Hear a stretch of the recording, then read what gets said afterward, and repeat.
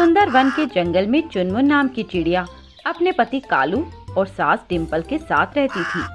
चुनमुन माँ बनने वाली थी, इसीलिए सब उसका बहुत ख्याल रखते थे और उसे खाने के लिए बहुत स्वादिष्ट फल और सब्जी लाकर देते थे और उसे जरा सा भी काम नहीं करने देते थे। बस इस बार मेरी बहू को एक सुंदर सा प्यारा सा बेटा हो जाए तो मैं गंगा नहा लूंगी। हाँ माँ, मैं भी यही चाहता हूँ, इस बार मुझे प्यारा सा बेटा मिल जाए। तुम जानती हो माँ, मेरे सभी दोस्तों के बहुत ही सुंदर सुंदर और प्यारे प्यारे बेटे हैं। ऐसे ही कुछ हफ्ते बीत जाते हैं। चुनमुन एक चिड़िया को जन्म देती है जो देखने में बहुत ही काली और कमजोर सी थी, जिसे देखकर कालू, डिम्पल और चुनमुन चिड़िया सभी उदास और नाखुश हो जाते हैं। अरे ये क्या, ये तो बड़ी ही काली है, इसका रंग तो काले तवे जैसा है। हाँ माँ, ये तो बहुत ही बदसूरत है, ऐसी बच्ची मेरी नहीं हो सकती। मैं भी इसे अपनी बेटी नहीं मानती, क्योंकि मैं तो इतनी खूबसूरत हूँ और ये इतनी काली कलूटी, मैं इसे अपनी बेटी नहीं मानती।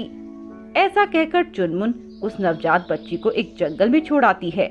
वे बच्ची जोर जोर से रोने लगती है। तभी वहाँ से एक मछुआरा कबूतर अपनी पत्नी लूसी कबूतरी के साथ कहीं जा रहा था। जब लूसी के कान में उस बच्ची की रोने की आवाज आती है तो वह उसे देखने जाती है। अरे देखो, यहाँ तो एक छोटी सी बच्ची है। पर ये तो बहुत छोटी है, भला ऐसे कोई इसे छोड़कर कैसे जा सकता है। पता नहीं कैसे माँ बाप हैं जो इतनी छोटी सी बच्ची को यहाँ रोता बिलखता छोड़ गए।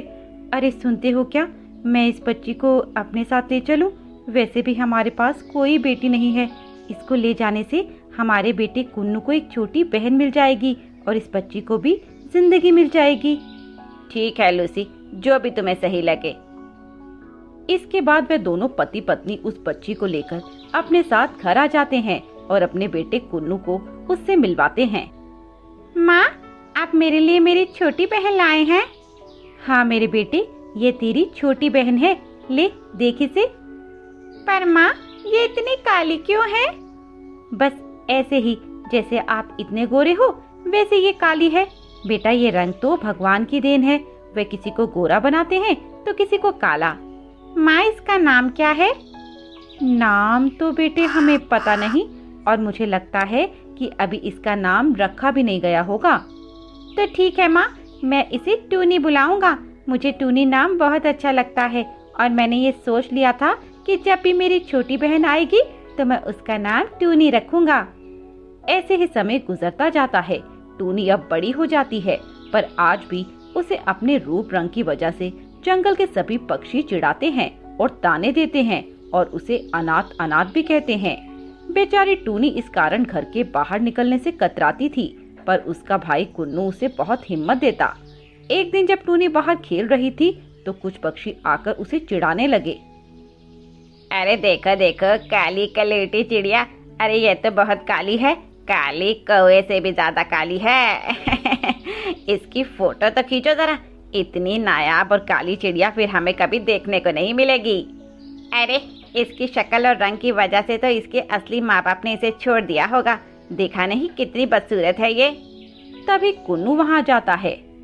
तुम्हारी हिम्मत कैसे हुई मेरी छोटी बहन से इस तरह बात करने की? तो आ गया तू, टूनी का भाई। हाँ, मैं आ गया हूँ और अब मैं देखता हूँ कि तुम कैसे मेरी बहन को परेशान करते हो। मैं ये आखिरी बार कह रहा हूँ, बार बार नहीं कहूँगा। अगर किसी की वजह से मेरी बहन रोई तो मैं उसे जिंदा नहीं छोड़ूंगा, समझे? बेचारी टूनी रोने लगती है। तभी कुन्नू उसके पास जाता है और उसे चुप करवाता है। अरे मेरी प्यारी बहन, देखो मेरी तरफ, अरे देखो ना। हाँ बोलो। देखो टूनी, तुम उन सब की बातों को सुनो मत, वह तो बदतमीज पक्षी हैं, उन्हें नहीं पता कि किसी से किस तरह बात करनी चाहिए। पर भाई, क्या वो सच कह रहे हैं? मेरे असली माँ बाप मुझे मेरे रंग की वजह से छोड़ गए थे। नहीं नहीं टूनी, ये सच नहीं है, बल्कि तुम्हें तो भगवान खास मेरे लिए ऊपर से माँ बाबा को देकर गए हैं और उन्होंने माँ बाबा से कहा था कि ये बच्ची जाकर कुन्नू को दे दो, क्योंकि वह रोज मुझसे एक छोटी बहन मांगता रहता है, और बस तुम आ गई। कुन्नू की बात सुनकर टूनी मुस्कुरा देती है और ऐसे ही दुख सुख के साथ 18 साल बीत जाते हैं। अब टूनी जवान हो जाती है और उसकी शादी की उम्र भी हो जाती है, इसीलिए लूसी और सोनू उसके लिए लड़का देखना शुरू कर देते हैं। अरे टूनी, अरे टूनी बेटी, आज तुम कॉलेज मत जाना। पर क्यों माँ? क्योंकि मेरी बच्ची आज तुझे लड़के वाले देखने आ रहे हैं। टूनी अपनी माँ की ये बात सुनकर शर्मा जाती है और अंदर चली जाती है। फिर कुछ समय बाद लड़के वाले टूनी को देखने आते हैं। अरे आप लड़की को तो बुला दीजिए। हाँ हाँ क्यों नहीं, पहले आप नाश्ता तो कर लीजिए। जी नाश्ता तो हमने कर लिया, अब बस लड़की को बुला दीजिए। लूसी टूनी को लेकर आती है और जब टूनी को लड़के वाले देखते हैं तो वह रिश्ते से तुरंत मना कर देते हैं। जी माफ कीजिए, मैं अपनी बेटी की शादी तुम्हारी इस कालू कलूटी बेटी से नहीं करा सकती। रंग देखा है इसका, इससे तो लाख गुना हम अच्छे दिखते हैं। चल बेटे खड़ा हो जाए यहाँ से। और वह सभी वहाँ से चले जाते हैं। हे भगवान, क्या आपने इस दुनिया में कोई ऐसा पक्षी नहीं बनाया जो मुझे रंग से पसंद न करके मेरी सीरत को पसंद करे, या सबके सब यहाँ खूबसूरती की चाहत रखते हैं। तभी कुन्नू टूनी के पास आता है। वह कुछ दिनों के लिए शहर गया हुआ था। अरे तू आज भी रो रही है? अरे कोई ऐसा भी दिन है जिस दिन तू रोती ना हो? टूनी मुस्कुरा देती है। टूनी इनसे मिलो, इनका नाम राहुल है। ये शहर से मेरे साथ आए हैं। दरअसल मैं जिस कंपनी में काम करता हूँ ना, ये उस कंपनी के चीफ इंजीनियर हैं और हमारे गांव में जो सड़क बनने जा रही है वे यही बना रहे हैं। हेलो, उम्मीद है आपको हमारा गांव पसंद आया होगा। आप जरा इस गांव की सड़क अच्छी बनाना, क्योंकि पहले ही इस गांव की सड़कों में बहुत गड्ढे हैं। जी क्यों नहीं, मैं अपना बेस्ट दूंगा। वैसे जो काम मैं करता हूँ पूरी ईमानदारी और मेहनत से करता हूँ और किसी को शिकायत का मौका नहीं देता। अगले दिन कुन्नू की तबीयत खराब हो जाती है और वह राहुल के साथ नहीं जा पाता। टूनी से राहुल के साथ जाने को वह कह देता है और टूनी उसके साथ चली जाती है। देखिए ये है वो रोड। अरे ये तो बड़ी खराब हो गई है। हाँ खराब तो हो गई है, पर अब इसे सही करना आपका काम है और अपना काम आप अच्छे से कीजिएगा। मैं और मेरी कंपनी हर काम बेस्ट करती है, बस आप देखती जाइए आपकी ये रोड कैसे मक्खन जैसी बनवा देता हूँ। ऐसे ही वे आपस में मिलते रहते हैं और टूनी को राहुल अच्छा लगने लगता है और शायद राहुल को भी टूनी पसंद आ जाती है। और एक दिन राहुल टूनी से अपने प्यार का इजहार कर देता है। टूनी, मैं तुम्हें बहुत पसंद करता हूँ और तुमसे शादी करना चाहता हूँ। आप भी मुझे बहुत पसंद हैं, पर मैं अपने परिवार वालों की पसंद के बिना कुछ नहीं कर सकती। तुम्हारे परिवार वालों को मनाना मेरा काम है। राहुल ये बात घर जाकर सभी को बताता है और सभी को मना भी लेता है। पर कुन्नू राहुल से कहता है, देखिए सर, आप भले ही मेरे पद में बड़े हों, पर मैं अपनी बहन टूनी से बहुत प्यार करता हूँ और मैं हरगिज नहीं चाहता कि कोई भी उसे किसी तरह का दुख दे। मैं समझा नहीं, तो तुम्हें टूनी के रंग से कोई दिक्कत नहीं है ना? नहीं कुन्नू, मैं कभी टूनी को रंग देखकर प्यार नहीं किया। मैंने तो उसकी सीरत देखी, जिसे देखकर मैं उससे प्यार कर बैठा। पर बेटा, मैं तुझे एक बात बताना चाहती हूँ। टूनी हमारी बेटी नहीं है, वह हमें जंगल में पड़ी हुई मिली थी।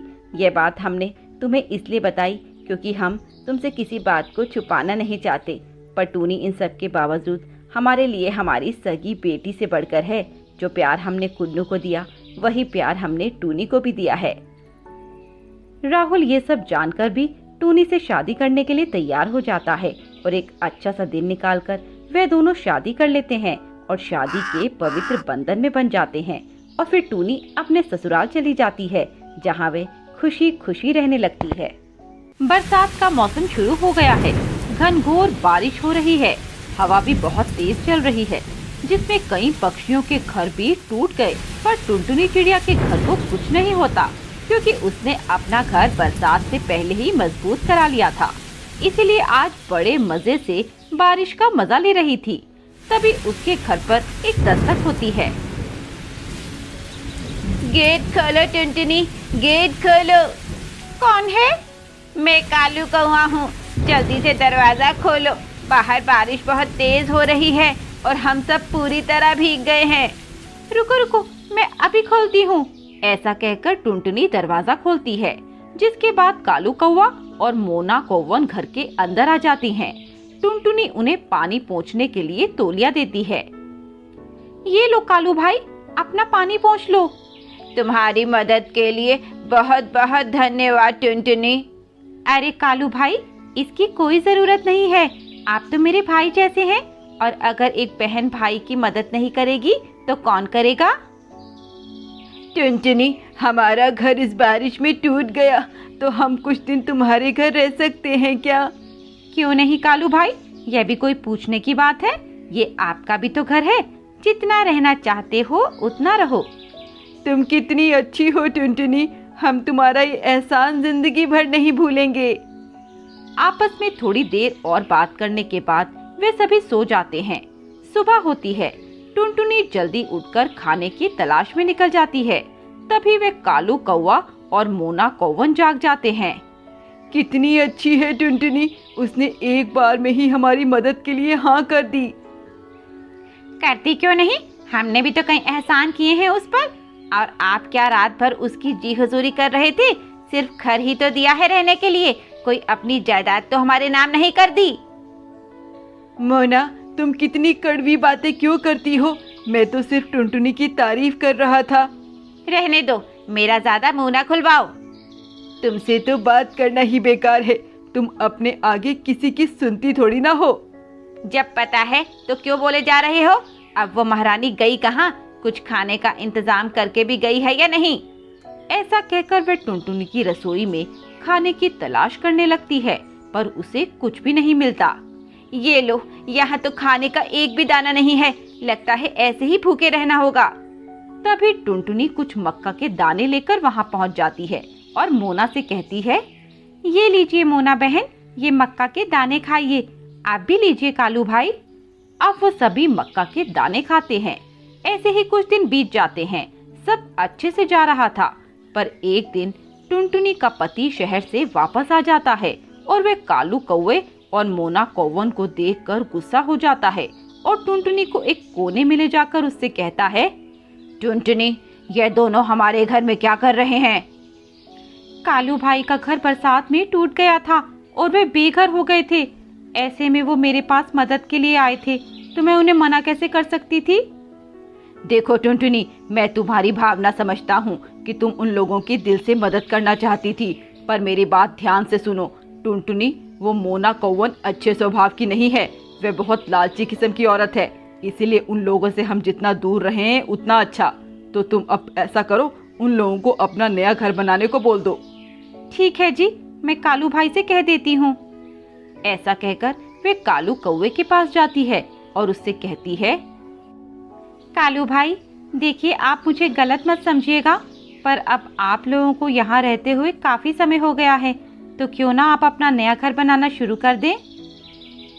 टुनटुनी, मैं भी यही सोच रहा था और मैंने घर बनाने के लिए सारी तैयारियां भी शुरू कर दी हैं। ये तो आपने बहुत अच्छा किया कालू भाई। ठीक है टुनटुनी, अब मैं और मोना कुछ घास और कुछ टिन के चुक्कर लाते हैं। ठीक है कालू भाई। ऐसा कहकर वे कालू कौवा और मोना कौवन तिनके चुगने चले जाते हैं, पर मोना कौवन को काम करने का मन नहीं था। उसे टुनटुनी के घर का आनंद अच्छा लगने लगा था, वह उसे छोड़ना नहीं चाहती थी। इसीलिए वे अपने पति कालू कौवे से कहती है, अजी आप भी क्या ये तिनके चुगने में लगे हुए हैं? थोड़ा तो अपना दिमाग का इस्तेमाल कीजिए। मोना, मैं समझा नहीं तुम क्या कहना चाहती हो, थोड़ा साफ साफ कहो। अरे आप भी कितने पागल हो, जब आपको इतना अच्छा बना बनाया घर बिना मेहनत के मिल रहा है, तो आप क्यों ये तिनके चुग कर अपना समय बर्बाद कर रहे हो? मोना, मुझे अभी भी तुम्हारी बात समझ नहीं आई। अरे बुद्धू, मैं टुनटुनी के घर पर कब्जा करने की बात कर रही हूँ। बिना मेहनत के ऐसा सुंदर घर मिल रहा है, तो मेहनत करने की क्या जरूरत है? मोना, तुम पागल तो नहीं हो गई हो? तुम्हें पता भी है तुम क्या कह रही हो? टुनटुनी के घर पर कब्जे की बात, तुम्हें ये कहते हुए शर्म भी नहीं आई? जिसने तुम्हारी मदद की, तुम उसे ही धोखा देना चाहती हो? देखो, ये सब फालतू का ज्ञान मुझे मत दो। मैंने अब ये ठान लिया है और मैं उस घर से अब नहीं निकलने वाली हूँ। कालू उसे समझाता है कि यह सब ठीक नहीं है, पर मोना पर तो जैसे घर पर कब्जा करने का भूत सवार हो गया था। वे कालू की सुन ही नहीं रही थी। आखिरकार मजबूर होकर कालू को भी उसकी बात माननी पड़ती है। देखना मोनू, एक दिन तुम्हें अपने किए की सजा जरूर मिलेगी। अभी भी समय है, संभल जाओ मोना, संभल जाओ। हटो जी, क्या बार बार अपना घिसा पिटा राप लाप रहे हो? ऐसा कहकर वे दोनों टुनटुनी के घर आ जाते हैं। टुनटुनी अपने पति को बस स्टैंड तक छोड़ने गई थी। टुनटुनी को घर में ना पाकर मोना कौवन घर का दरवाजा फौरन बंद कर देती है। मैं तो सोच रही थी कि कैसे टुनटुनी को घर से निकालूंगी, पर यहाँ तो टुनटुनी पहले से ही घर में नहीं है। इससे अच्छी बात तो हो ही नहीं सकती। तभी टुनटुनी वापस आ जाती है और दरवाजा खटखटाती है। दरवाजा खोलो मोना भाभी, दरवाजा खोलो। तभी मोना उसे खिड़की से कहती है, क्यों रे चिड़िया, क्या बात है, क्यों दरवाजा ऐसे बजा रही हो? मोना भाभी दरवाजा खोलिए, मुझे अंदर आना है, बाहर मौसम भी खराब हो रहा है। तो हम क्या करें, हमने तुम्हारा ठेका थोड़ी ले रखा है, जाओ अपने घर जाओ। टुनटुनी उसकी बातें सुनकर हैरान रह जाती है। मोना भाभी आप ये कैसी बातें कर रही हैं? कैसी बातें, जो सच है वो कह रही हूँ। ये तुम्हारा घर था, अब ये मेरा घर है और तुम्हें जहाँ जाना है वहाँ जाओ, यहाँ तुम्हारे लिए कोई जगह नहीं है। मुझे कालू भाई से बात करनी है, उन्हें बुलाओ। वो घर पे नहीं है और तुम्हें एक बार की बात समझ नहीं आती क्या? मैंने बोला ना, जाओ यहाँ से। बेचारी टुनटुनी चिड़िया उदास होकर वहाँ से उड़ जाती है। थोड़ी देर उड़ने के बाद एक जंगल में जाकर पहुँचती है। वह कोई आम जंगल नहीं था, वह एक जादुई जंगल था। उस जंगल में लगे सभी पेड़ और फल बोल सकते थे। टुनटुनी तभी रोते हुए एक तरबूज के पास जाती है। उसे रोता देख वह जादुई तरबूज उससे पूछता है, क्या हुआ टुनटुनी, तुम रो क्यों रही हो? टुनटुनी पहले तो आवाज सुनकर हैरान हो जाती है और अपने आसपास देखने लगती है, पर उसे कोई पक्षी नहीं दिखाई देता। तब वह थोड़ी डर भी जाती है। तभी तरबूज उससे कहता है, डरो मत टुनटुनी, मैं हूँ तरबूज, इधर देखो। टुनटुनी उसकी तरफ देखती है और उससे पूछती है, तुम एक तरबूज हो, पर तुम बात कैसे कर सकते हो? मैं कोई आम तरबूज नहीं हूँ, मैं एक जादुई तरबूज हूँ। ये जंगल भी जादुई है। पर ये छोड़ो, तुम ये बताओ तुम रो क्यों रही थी? टुनटुनी उसे पूरी बात बताती है। तभी अचानक से जोरदार बारिश शुरू हो जाती है। हे भगवान, अब मैं कहाँ जाऊँ? तभी तरबूज उससे कहता है, चिंता न करो टुनटुनी, तुम यहाँ मेरे अंदर आकर छिप जाओ। डरो नहीं, मैं तुम्हें कुछ नहीं करूँगा। तभी जादुई पेड़ भी टुनटुनी से कहता है, हाँ टुनटुनी डरो नहीं, हम तुम्हें कुछ नहीं करेंगे, तुम हम पर भरोसा कर सकती हो। टुनटुनी उन दोनों पर विश्वास करके तरबूज के अंदर चली जाती है। उस तरबूज के अंदर बहुत सुंदर घर बना हुआ था। तभी बाहर आधी बारिश और ओले गिरने लगते हैं और पूरे जंगल में बाढ़ आ जाती है और ओलों के कारण मोना कौवन का घर भी टूट जाता है। हे भगवान, अब हम कहाँ जाएंगे? ये घर भी आंधी में टूट गया और ये बारिश तो रुकने का नाम ही नहीं ले रही और बढ़ती जा रही है। पता नहीं टुनटुनी इस बारिश में किस हालत में होगी। तुमने उसके साथ अच्छा नहीं किया मोना। यहाँ हमारी जान पर बनाई है और तुम्हें अभी भी टुनटुनी की पड़ी है। मोना, तुम कितनी निर्दयी हो, तुम्हें अभी भी अपनी गलती का कोई पछतावा नहीं है। देखो जी, उस टुनटुनी का जिक्र मेरे आगे न करो, वरना मुझसे बुरा कोई नहीं होगा। तभी आसमान से एक मोटा और भारी ओला मोना के सर के ऊपर आकर गिरता है, जिससे उसका सर फूट जाता है और वह तुरंत ही मर जाती है।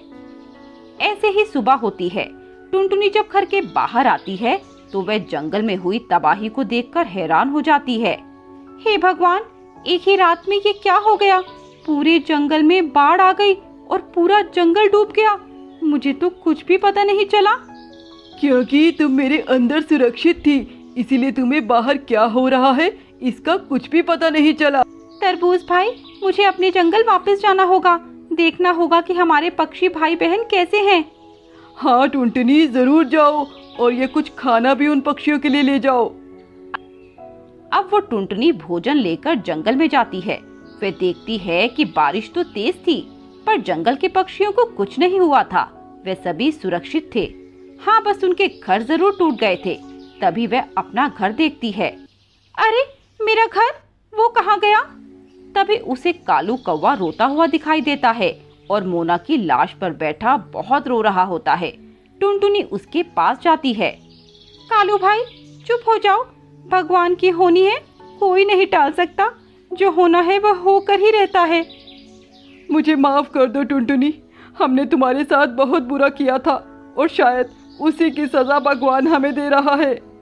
पूरे जंगल में मोना के अलावा किसी की मौत नहीं हुई थी।